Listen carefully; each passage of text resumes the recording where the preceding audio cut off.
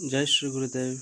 Our next lecture video is on EGDL subject module 4 orthographic projection of solids.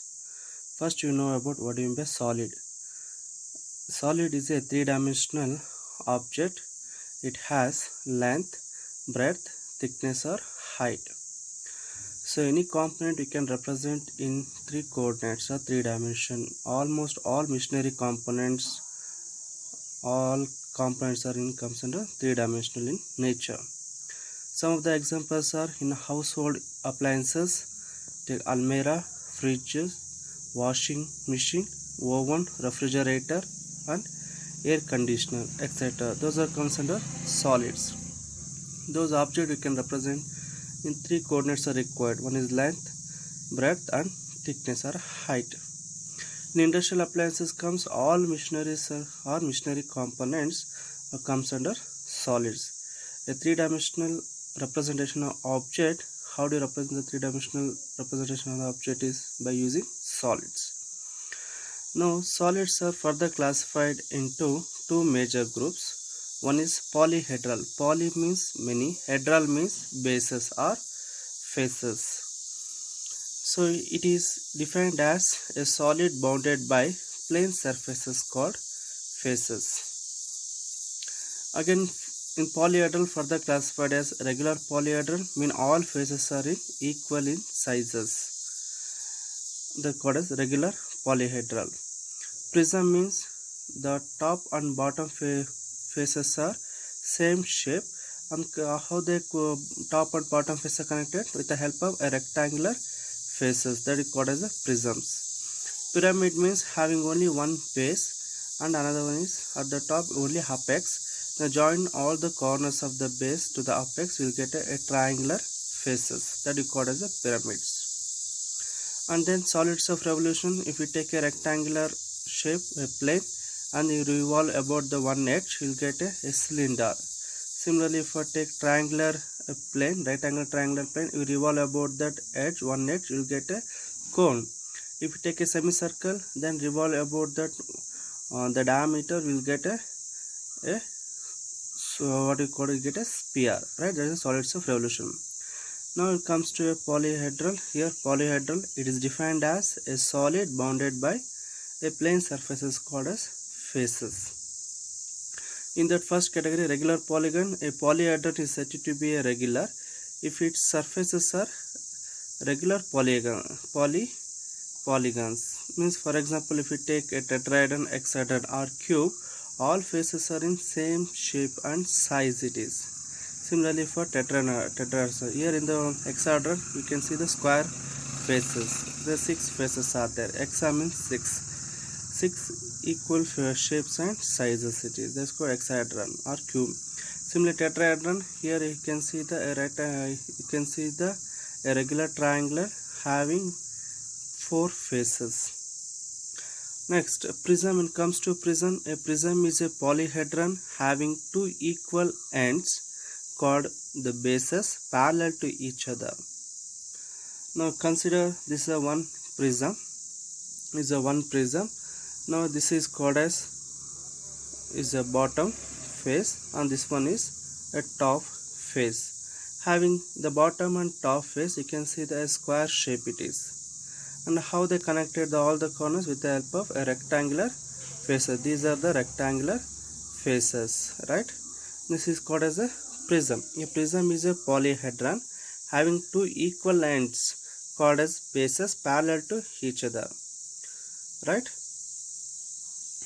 Now the two bases are joined by faces which are rectangular in shape. These are how they connected the bottom, the base, and the top base. Top face is called as a top, it is bottom base, bottom face is called as a base. How they joined with the help of a rectangular shapes. The imaginary line passing through the centers of the bases is called the axis of the prism. This here in name it as axis is O in the top and bottom is O1. An imaginary line which is passing through that the centers of the top face and bottom face is get a axis. A prism is named after the shape of its base. For example, a prism with a square base is called a square prism. Now this is a what type of prism it is. On the bottom face is called as a base, bottom face or is a base, and top face is simply called as a top. What shape it is? It is a square shape it is, right? The base and the top is a square shape, and how they connected those two with the help of rectangle face. So what type of prism it is a square prism. Similarly, for you take a triangle, other types of prisms are the triangular prism. The base is triangular shape. Rectangular prism is a rectangular base. It is pentagonal prism. The base is pentagonal shape, and hexagonal prism is an hexagonal base. You can see some of the examples here. Is a triangular prism. The bottom and the top face having same faces, and how they connected with the help of a rectangular faces. Similarly, for square, pentagonal prism, hexagonal prism, and square prism. Now some of the nomenclature, you can see that of the prism. Now this is a top face, simply called as a top. Bottom face we call as a base, and name it as A1, B1, C1, D1 at the bottom face corners, right? And A1, B1 are the edges. A1, B1, B1, C1, C1, D1, D1, A1 are the edges of base, right? A1, B1, C1 are the corners. Similarly, go for top face. Again, A, B, C, D are the corners of the top face. AB, BC, CD, D are the edges of the top face. And O1 is the center of the bottom face. O is the center of top face. In join there's the imaginary line. That imaginary line which is passing through the centers of the base and the top face is called as the axis. Now how those corners are joined here with the help of rectangular faces, right? What is the rectangular face here? A1, B1, B, A is a rectangular one face. Similarly, B1, C1, C, B another rectangular faces. Similarly, other two rectangular faces are there. And these are called as a rectangular face edge or long edges. What are long edges? A1, B, B1, C, C1, D, D1. These are called as the rectangular face edges. You can see that these things A, B, C, D is the top face. A1, B1, C1, D1 are the bottom face or is called as the base. A, B, C, D are the top face corners. A, B, B, C, C, D, D are the top face edges or sides. O is the center of the top face. Similarly, go for the base also. O1 is the axis, and this is what is the rectangular faces, and rectangular face edges are longer edges. Now you can see this is a square prism is the base and the top face, and how they connected with the rectangular faces, right? This is the one is a square prism, right? Next, pyramids.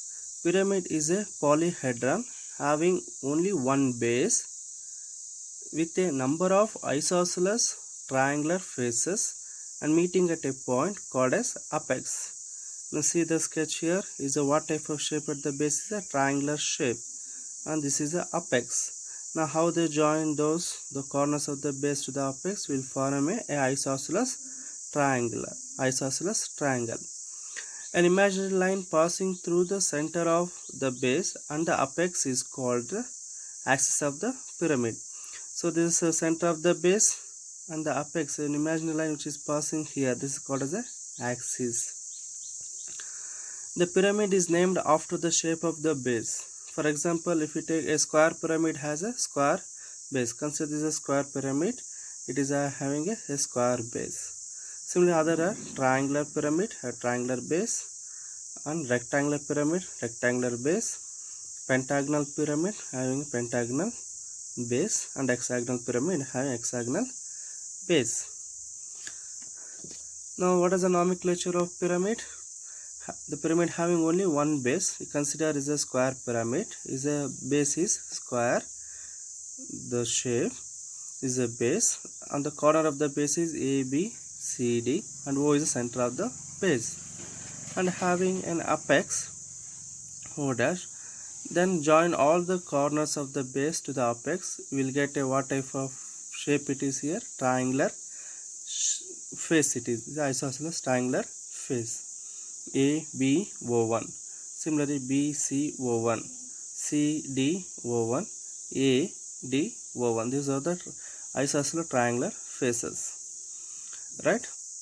Now ABC is the corner of the base. AB, BC, CD, D are the edges of the base, and O dash is the axis. Now these are isosceles triangular faces. Then what about these are AO1, BO1, CO1, DO1 are the slant edges or isosceles triangular edges.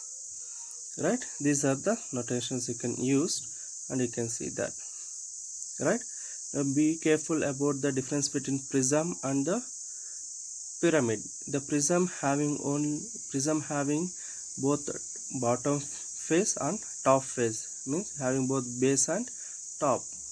But in pyramid having only the base and the top is only apex. That's the difference between pyramid and prism. Next we go through the solids of revolution. If a plane surface is revolved about one of its edges, the solid generated is called a solid of revolution. The plane surface is revolved is a plane surface. If you consider any plane, rectangular, triangular or semicircular plane is revolved about one of its edges, the solid generated revolves one of its edges. The solid generated is called the solid of revolution. Example, consider cylinder, cone and sphere. Now consider this cylinder, cone and sphere. How this will get this the solids? Take a rectangular, a plane, right? Now this is these are the edges. Okay, now the plane is revolved about this edge. The plane is revolved about this edge. I'll call that this is O1 and this is O.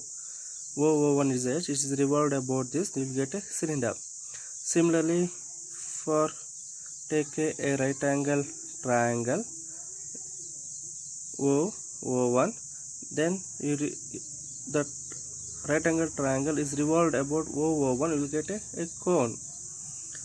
Right? Similarly, for sphere also take a semicircular, then revolve about this. You will get a sphere. Now these are what is the imaginary lines what we draw. These are called as the generators. The generators are imaginary lines generating a curved surface of a cylinder or cone. When solving the problems, you come to know that why do we use these generators, right? Yes. Now next topic is the projection of solid. How do you project the solid?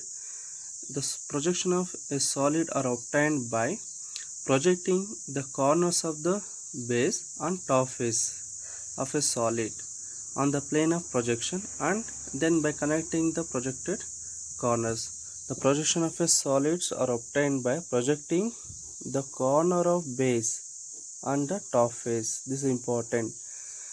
Projecting the corner of the base and top face of the solids on the plane of projection, and then connecting the projected corners.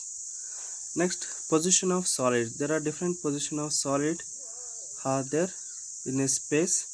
The position of solids in a space may be specified by the location of either the axis, base, edge, diagonal or face with the principal plane of projection. Usually we will go for use the axis. The following are the position of the solid consider. It is similar to the orthographic position of lines, the position of lines. Instead of line, we take here axis. The axis is parallel to both the planes. Next axis is parallel to one plane and perpendicular to another plane. Axis is parallel to one plane and inclined to another plane, and axis is inclined to both the planes. Some other position of solids are solid resting on its base and solid resting on any one of its faces or edges of the faces, edges of base or generators, slant edges. Depend upon the type of solid we use. Based on the conditions given, then you go for take the position. Then solid suspended freely from one of its corner. This is freely suspended. This actually the problem is not there in your syllabus. Okay. These are the points to remember. Note what are those. Now always take the resting condition, that is either on edge or corner on right side of the solid. This is a very important point, because in planes we'll consider resting corner or edge on left side, but in solids remember always take resting condition, this is either on edge or corner on the right side of the solid. And comes to visible and invisible lines, all outlines of solids are visible. The faces or edges or corners nearer to the observers are visible, is far away from the observer is invisible. If a corner is invisible, the edge which is passing from the corner is also invisible. If the corner is visible to the observer, then the edge which is passing from the corner is also visible. Remember these 4 points. You go for see what are the visible and invisible edges or lines. Based on that only you go for make a thick and thin lines, continuous thick and dashed lines. Then already we discussed this point in the first one. Next, last one more important note points to remember is, if the the statement like the diagonal or axis of solid appears to be inclined at a plane, means with respect to HP or VP, vertical plane or horizontal plane, then the problem comes under the normal or direct method, because the word appear or top view is there, then it comes here normal or direct method. The diagonal or axis of solid to be inclined at a plane with respect to vertical or horizontal plane, then the problems comes under beta or locus method. That already we discussed how the normal and beta method you can solve the problem. Later you can see that. Thank you for watching this video, the introduction about orthographic projection of solids. Thank you one and all.